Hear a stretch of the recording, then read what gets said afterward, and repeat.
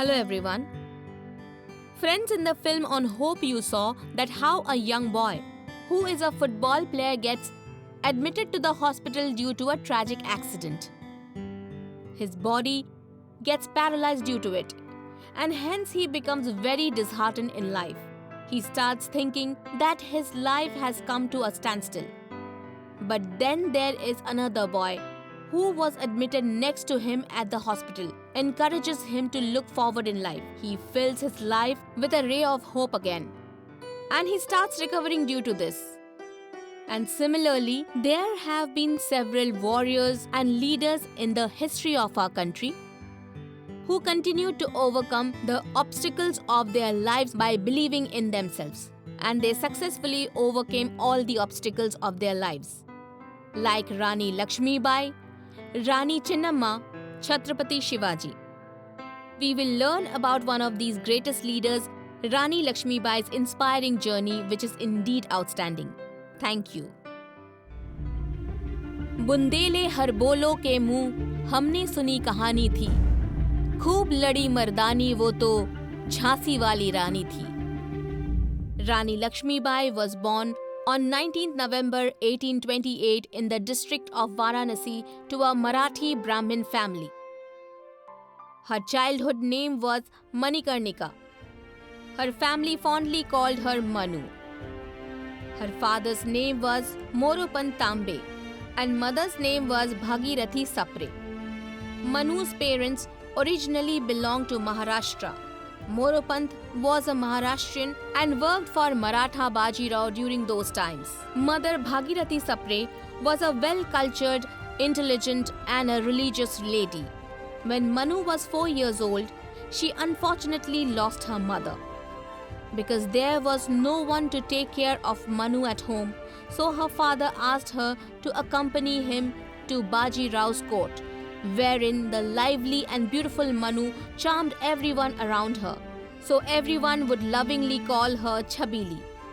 Manu not just completed her studies in the ancient literature but also excelled in weapon fight. She was married to Jhansi's Maharashtrian king Gangadhar Rao Nevalkar in a grand ceremony in 1842. She was named Lakshmi Bai after her marriage. This is how the girl from Kashi Manu became Jhansi's Lakshmi Bai. She gave birth to a son in the year 1851. But sadly, she was not privileged to experience this happiness for long. Her son expired when he was 3 months old. Gangadhar Rao could not come to terms with it. People convinced Gangadhar to adopt a son who was named Damodar Rao. After the demise of Gangadhar Rao, the governor of British East India Company, General Dalhousie, conquered Jhansi. But the British refused to consider Damodar Rao as the successor of Jhansi. They applied the infamous doctrine of lapse and rejected Damodar's claim to the throne and in turn annexed the state of Jhansi to the territories of British Kingdom.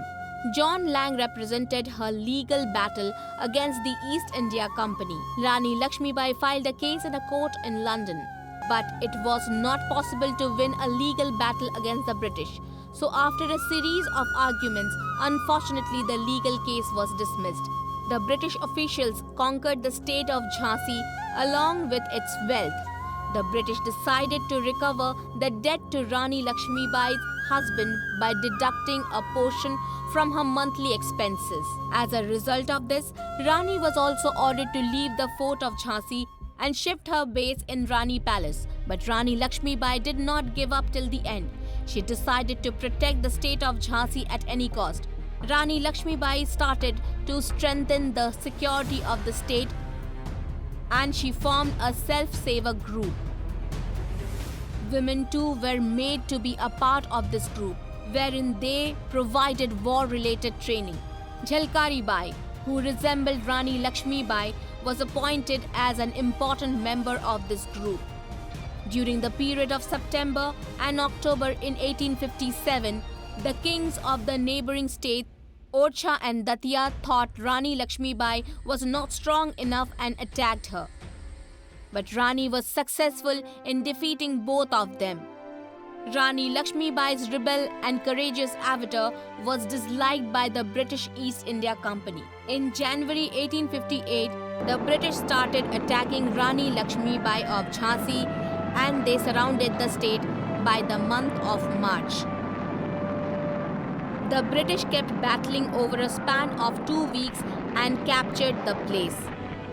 But Rani Lakshmibai was successful in escaping from the war field along with her son Damodar Rao. Rani escaped and reached Kalpi in order to meet Tatia Tope. Tatia Tope and Rani Lakshmibai along with their troops and the opposing troops of Gwalior captivated a fort in Gwalior. Rani Lakshmibai brave-heartedly fought the British.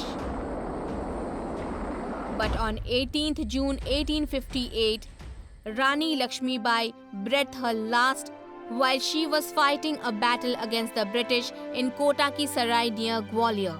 And this is how she is undoubtedly one of the most heroic personalities ever known in Indian history. We all must get inspired by her never-give-up attitude and belief in oneself, which enabled her to achieve several milestones.